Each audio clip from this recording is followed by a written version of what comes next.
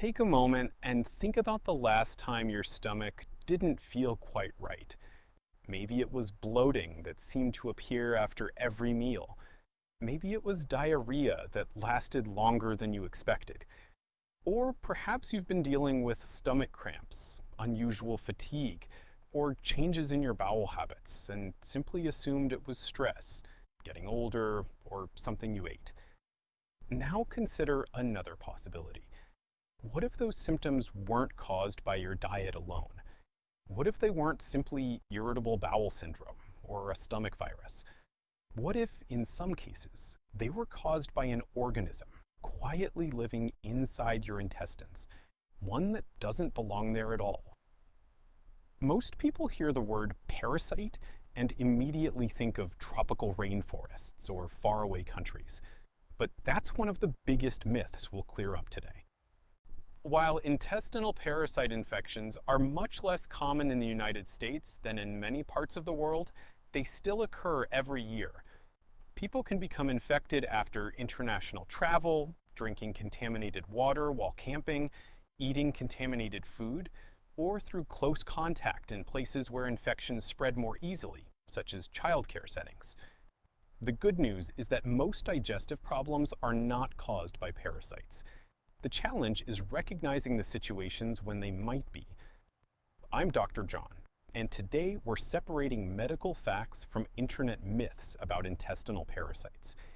By the end of this conversation, you'll understand how these infections happen, the symptoms doctors pay attention to, when testing is appropriate, and why many popular parasite cleanses aren't supported by good scientific evidence.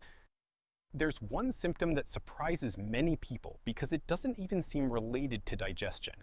We'll talk about that in a few minutes. But first, let's understand what a parasite actually is. Your digestive system is home to trillions of microscopic organisms. Most are friendly bacteria that help digest food, produce certain vitamins, support your immune system, and even help keep harmful germs under control. Think of your intestines as a well-organized neighborhood. Most of the residents contribute something useful. A parasite is different.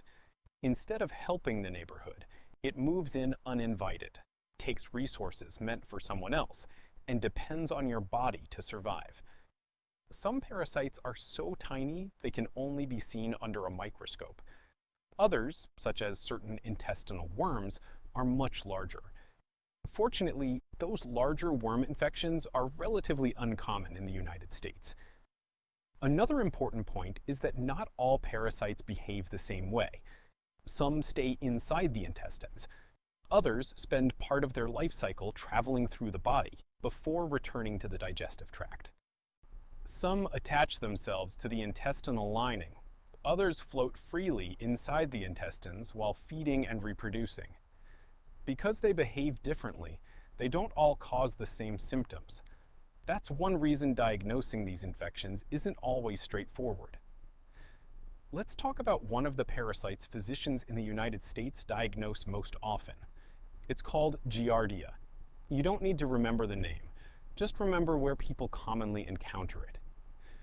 Giardia is often linked to contaminated water.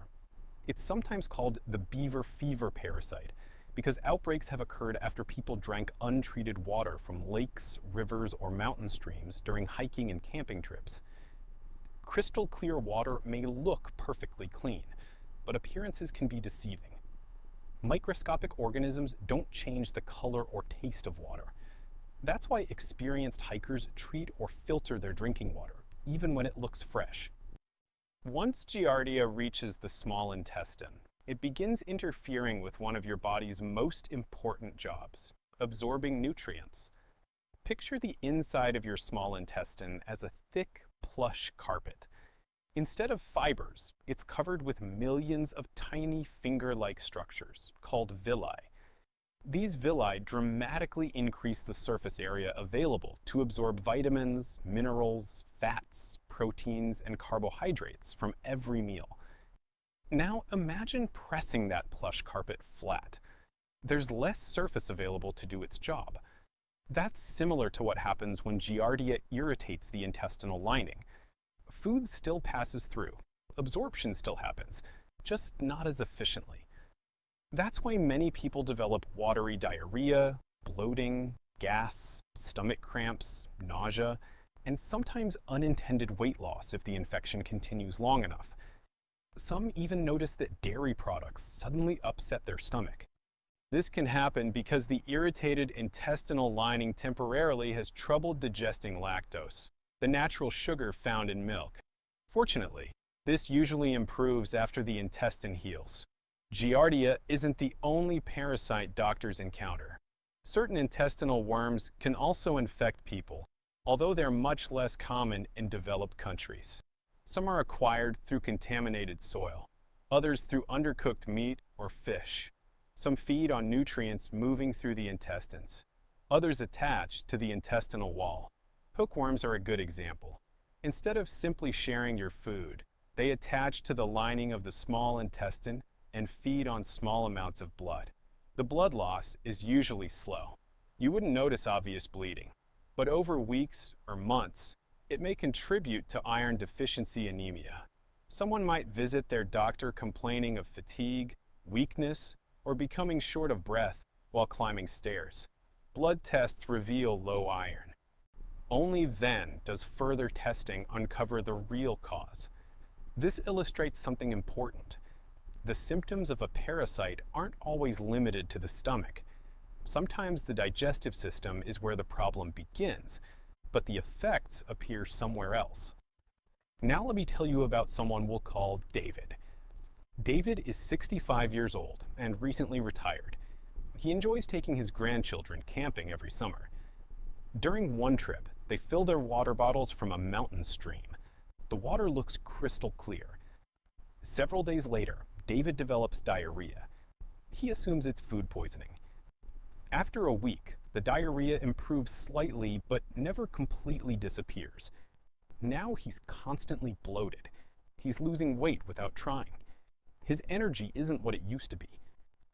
Instead of ordering medication immediately, his physician starts asking questions. Did you travel recently? Have you been camping? Did you drink untreated water? Has anyone else in your family become sick? Those questions point toward Giardia. A stool test confirms the diagnosis. After appropriate prescription treatment, David gradually recovers. Notice what solved the problem. Not a detox, not an internet cleanse, not an expensive supplement. A careful medical history, the right laboratory test, and treatment chosen specifically for the parasite that was actually present. That's how evidence-based medicine works. It starts with finding the correct diagnosis. One of the biggest misconceptions online is that parasites explain almost every health problem imaginable. You've probably seen claims that hidden parasites cause brain fog, chronic fatigue, anxiety, depression, arthritis, skin problems, poor sleep, weight gain, or nearly every unexplained symptom. The scientific evidence simply doesn't support those sweeping claims. Can parasites cause fatigue? Absolutely, especially if they're causing prolonged diarrhea, dehydration, poor nutrient absorption, or anemia. But blaming every chronic symptom on parasites isn't supported by high-quality research. Doctors think differently. They begin with the most likely explanation, based on a person's symptoms and medical history. Parasites are considered when the story fits, not simply because someone feels tired. So how do physicians know when to suspect an intestinal parasite? They look for patterns, rather than individual symptoms. Diarrhea is one clue, but almost everyone experiences diarrhea occasionally. Most episodes are caused by viruses, bacteria, medication side effects, or temporary digestive irritation, not parasites. Duration matters. If diarrhea lasts more than several days, especially after international travel, camping, untreated water exposure, or certain food exposures, doctors begin asking more questions. The type of diarrhea also matters. Is it watery? Is there blood? Does it come and go? Does it wake you during the night? Each answer helps narrow the possibilities. Another common symptom is abdominal cramping. Many patients describe waves of discomfort rather than constant pain. Others notice excessive bloating that seems worse as the day goes on. Why would that happen? Think of your digestive system as an assembly line.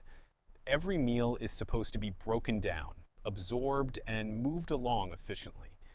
If nutrients aren't absorbed properly, more undigested food reaches the large intestine. There, healthy bacteria begin breaking it down. One byproduct of that process is gas. The more material the bacteria have to ferment, the more gas they produce. That's why bloating and excessive gas can develop. Still, those symptoms are not unique to parasites. Lactose intolerance, irritable bowel syndrome, celiac disease, constipation, and many other conditions can produce almost identical complaints. That's why symptoms alone are never enough to make the diagnosis. The final piece of the puzzle is something many people overlook completely: exposure. Your doctor may ask questions that seem unrelated to your stomach. Have you traveled outside the country? Do you hike or camp? Have you swallowed water from a lake or river? Do you work in childcare? Has someone close to you had prolonged diarrhea? Do you eat raw seafood or undercooked meat? These questions aren't random. They're clues. And sometimes they're the clues that lead to the correct diagnosis. Now we'll discuss the warning signs physicians take most seriously, how parasites are actually diagnosed using modern laboratory testing, and why one of the biggest mistakes people make after searching their symptoms online can delay the treatment they truly need. So, when do doctors become more concerned that a digestive problem could be something more than a routine stomach bug? The answer usually isn't based on one symptom.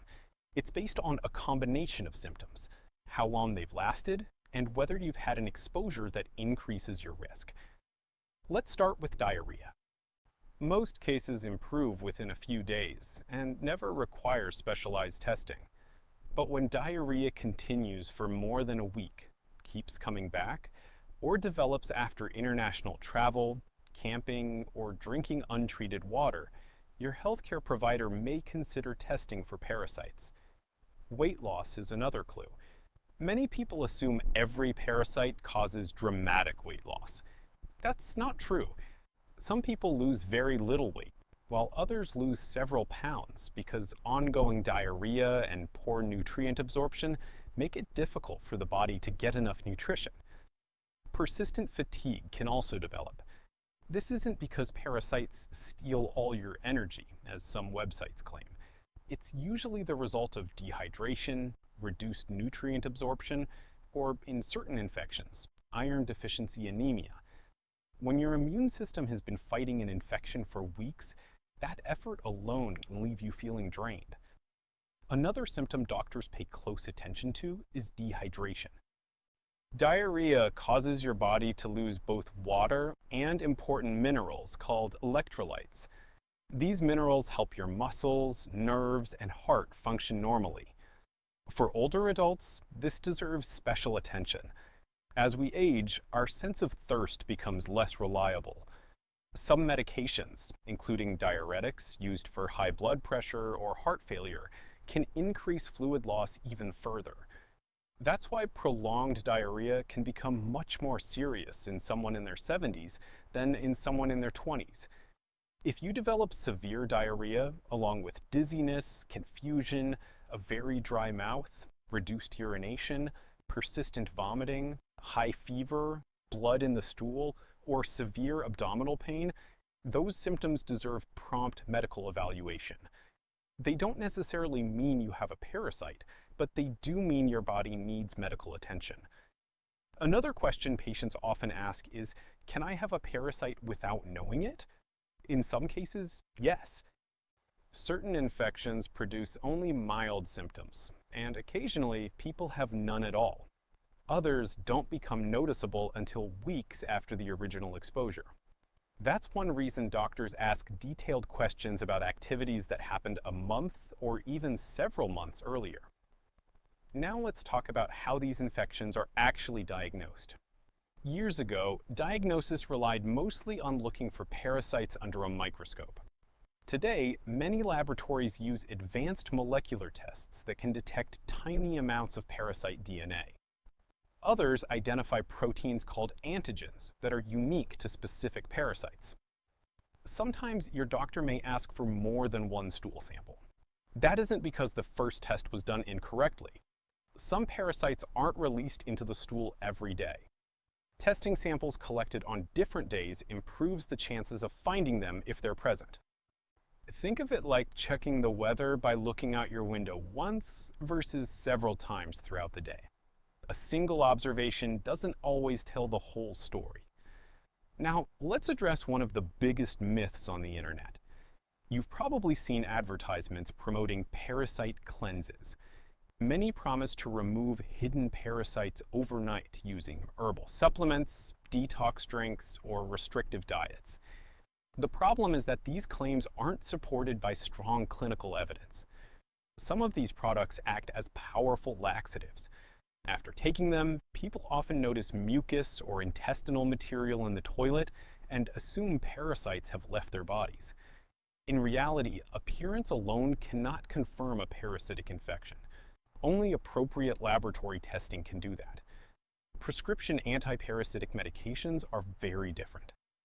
They've been carefully studied, and different medications work against different parasites. A drug that's effective for Giardia may not work for certain worms, and a medication designed for one type of worm may be ineffective against another.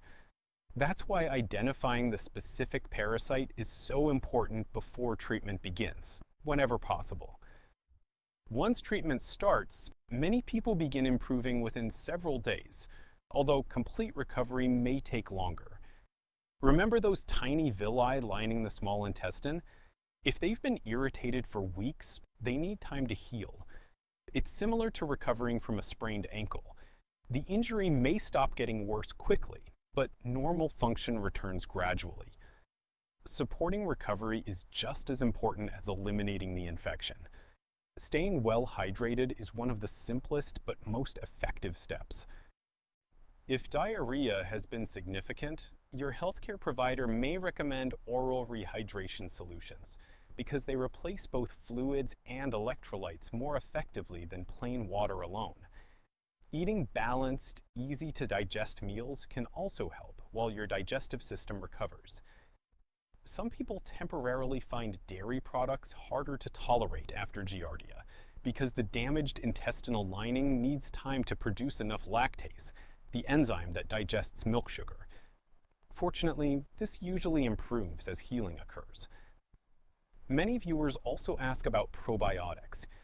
Current evidence does not support probiotics as a treatment for intestinal parasites.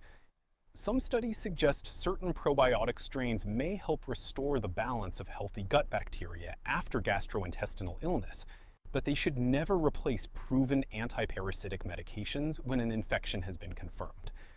Supporting recovery and treating an infection are two different things. The best treatment for a confirmed parasite is still the medication shown to work against that specific organism. Fortunately, preventing many intestinal parasites is often much easier than treating them. Simple habits make an enormous difference. Wash your hands thoroughly after using the bathroom, changing diapers, gardening, handling pet waste, and before preparing food. Drink treated or properly filtered water, especially while hiking, camping, or traveling. Wash fresh fruits and vegetables well. Cook meat, seafood, and freshwater fish to safe temperatures. If you have pets, regular veterinary care and prompt cleanup of pet waste help reduce the already low risk of many pet-related infections. Notice something interesting. None of these recommendations involve expensive supplements. They're simple habits repeated consistently over time. Before we finish, there's one final misconception worth clearing up. Some people believe everyone should perform a parasite cleanse every year, even if they feel perfectly healthy. Major medical organizations do not recommend routine parasite cleanses for healthy people without symptoms or evidence of infection. Medicine works differently. We diagnose first, then we treat. That's the safest and most effective approach. So let's bring everything together. Most Americans with bloating, occasional diarrhea, or stomach discomfort do not have an intestinal parasite. But if you've had persistent digestive symptoms, especially after travel, untreated water exposure, camping, or certain food exposures, it makes sense to talk with your healthcare provider instead of relying on internet advice. Modern laboratory testing can identify many parasitic infections accurately, and many of them respond very well to prescription treatment. The key is getting the right diagnosis. Your digestive system works tirelessly every day. It breaks down food, absorbs nutrients, supports your immune system, and provides a home for trillions of beneficial bacteria that help keep you healthy. Most of the time, caring for it doesn't require dramatic cleanses or miracle products. It requires clean water, safe food, good hygiene, and paying attention when something changes. Those small daily habits have far more scientific support than any quick fix advertised online.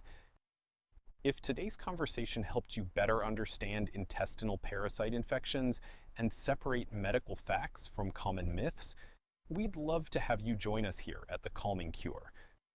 Each week, we translate complex medical research into clear, practical information designed especially for adults over 40, without fear, hype, or miracle claims. If that's the kind of health education you value, consider subscribing and turning on notifications so you won't miss our next conversation. And I'd like to hear from you. Have you ever experienced digestive symptoms after travel, camping, or another unexpected exposure? What questions do you still have about intestinal parasites? Share your thoughts in the comments below. Your questions often inspire future videos. Until next time, take good care of your digestive health. More importantly, take good care of yourself. I'll see you in the next video.